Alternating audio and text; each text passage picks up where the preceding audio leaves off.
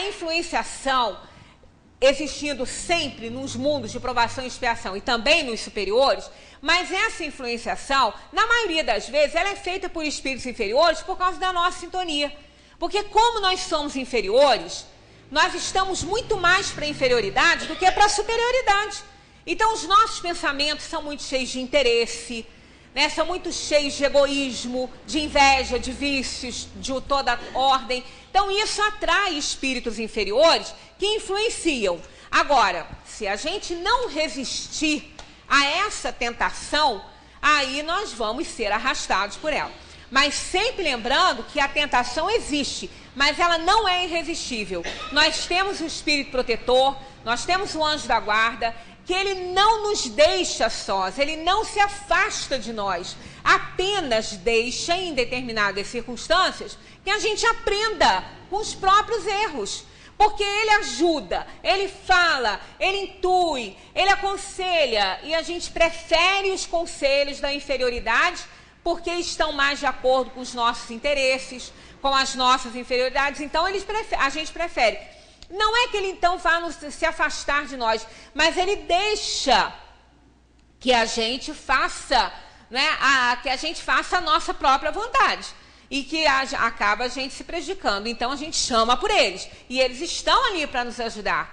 Mas a gente sempre dá o exemplo daquele pai, né? Que está ali aconselhando a criança a não fazer determinada coisa. E ela está ali, né? Não sobe na cadeira, ela está subindo. Ele tira da cadeira, ela está subindo. Tem uma hora que ele fica ao lado para não acontecer um tombo feio, mas ele deixa levar um susto. Porque aí ela vai chorar, ela vai se assustar e não sobe mais. Então isso acontece conosco.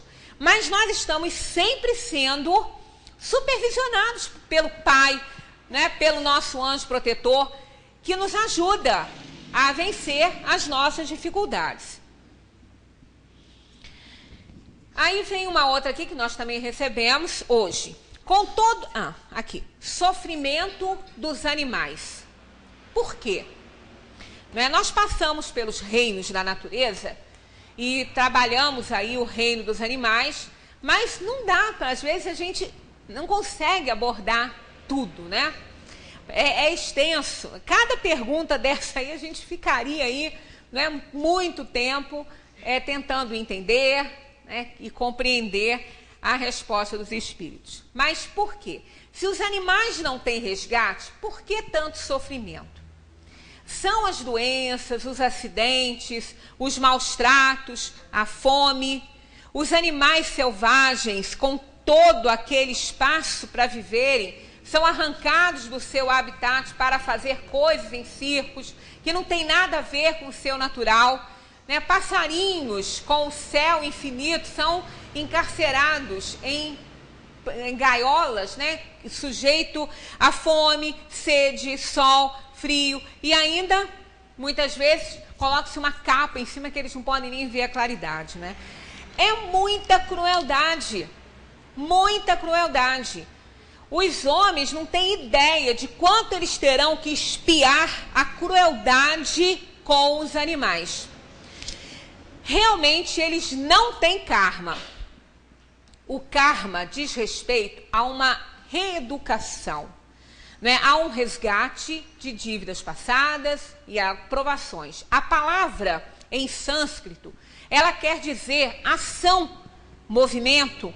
Então, karma é um conjunto de provações e expiações, né? É a ação do espírito nos mundos para que ele possa desenvolver-se e evoluir. O animal, não tendo reencarnação, ele não reencarna. O animal não tem conhecimento da sua existência como tal, como o animal que é, com o nome que tem, com o dono que teve. Ele não tem esse conhecimento quando ele morre.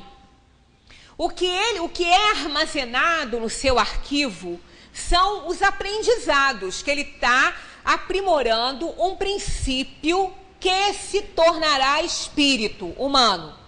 Mas enquanto estiver no reino animal, não é um espírito, é uma alma rude, é um princípio espiritual em evolução. Ele está ali desenvolvendo-se. Então vai do átomo ao arcanjo, né? Tá lá, porque ele mesmo começou por ser átomo. Então esse princípio espiritual, o espírito humano que nós somos, o espírito, passa, né, foi elaborado em todos os reinos da natureza, desde o mineral até chegar no reino nominal, quando ele, não tendo mais nada para evoluir no reino dos animais inferiores, vai para as mãos do Criador, aquele princípio espiritual, e se tornará um espírito, dando aí, né, iniciando aí a sua evolução por conta própria. Até então, eles são guiados pelos instintos e pela natureza, pelos espíritos encarregados desse trabalho.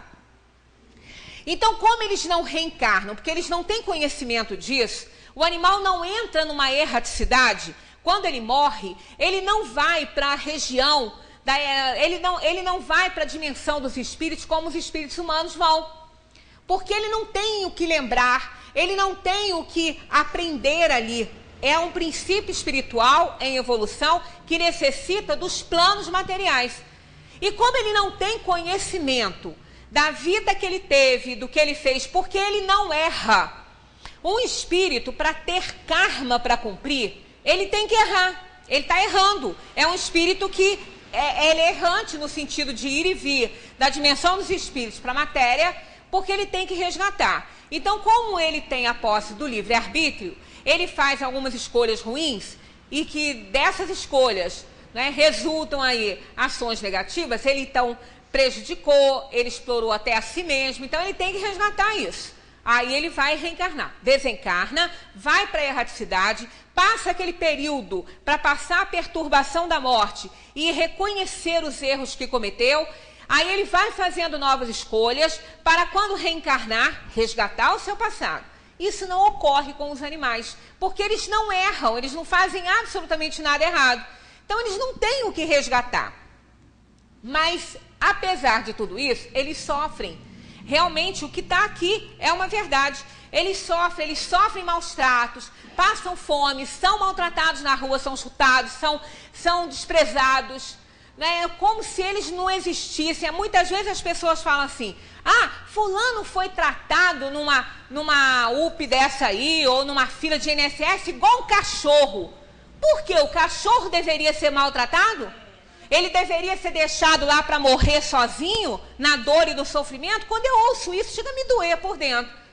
Porque ninguém merece isso. Nenhum ser vivo, né? Nenhuma árvore merece ser maltratada, ser pisoteada, arrancada, queimada. Porque é um ser que está ali, né, fazendo o seu trabalho. Todos trabalham do verme, né, ao ser mais importante da criação. Todos têm uma função na natureza, tudo é útil, né? Tudo é criação de Deus. Então, não se pode nem fazer um comentário assim: ah, fulano não é bicho não, para ser tratado daquele jeito. E por que bicho teria que ser tratado mal? Teria que ser, né, deixado para morrer, sem condição de bons tratos e de cuidados. Então, de forma nenhuma. Agora, cabe ao homem cuidar desse reino. O homem é o ser mais importante da criação. É aquele que reúne tudo que os outros reinos reúnem, como a gente fez aquele quadro, né? Tem a lei de atração nas moléculas, tem o princípio inteligente, tem o princípio vital, tem o instinto, tem tudo. E ainda, por cima, tem o conhecimento de Deus, o conhecimento da existência, que fica no seu arquivo, e de Deus. O homem, né, o espírito, não desaparece, ele não morre. É diferente da alma animal, que ela também não vai morrer. Quando a gente diz assim: ah, as pessoas não morrem, mas o animal morre, entenda-se por esse animal morre, é que ele não vai ter reencarnação, ele não vai ter lembrança de que foi meu ou de alguém, que teve uma vida, que foi um cão e se chamou Bob. Ele não vai ter esse conhecimento. Então, aquele animal, como a gente conhece, como a gente tem em casa, esse morre. O princípio espiritual é que não. Mas esse princípio espiritual, que é uma alma rude, ele não vai levar esse conhecimento com ele. É nesse sentido que a gente diz que ele morre, que a gente não vai encontrar mais com ele. Quando a gente perde um afeto grande, uma pessoa, né? Porque o animal também é um grande afeto, mas quando perde uma pessoa, a personalidade morreu, aquele espírito, nós vamos encontrar com ele. Porque ele agora, não está evoluindo de reino. Ele está evoluindo a sua essência e não mais mudar de reino. Então ele já chegou no último reino, que é o reino dos homens. Aí dentro desse reino há uma evolução de caráter, né? Há uma evolução espiritual. Então no reino dos homens a gente tem acelerados e tem anjos, né? Mensageiros de Deus, mas todos ali pertencendo, né, ao reino do espírito. É o espírito humano que vai evoluindo e vai se tornando relativamente perfeito a cada mundo em que ele está vivendo ali, em que ele está fazendo o seu trabalho evolutivo. Agora, com o animal, isso é diferente. O animal não carregando esse conhecimento, nós não vamos mais encontrar com ele. Quando ele morrer, ele não vai para uma erraticidade e depois esperar uma reencarnação. Ele não tem esse conhecimento, ele é aproveitado quase que imediatamente num outro animal que está se formando para continuar a evolução desse princípio. Então, a dor, o sofrimento, tudo que ele passa, ele está aprimorando esse princípio espiritual. Então, o animal cumpre a sua parte, não é? E a responsabilidade dos maus tratos, da dor e do sofrimento que aquele animal passa ou passou, recai sobre o dono.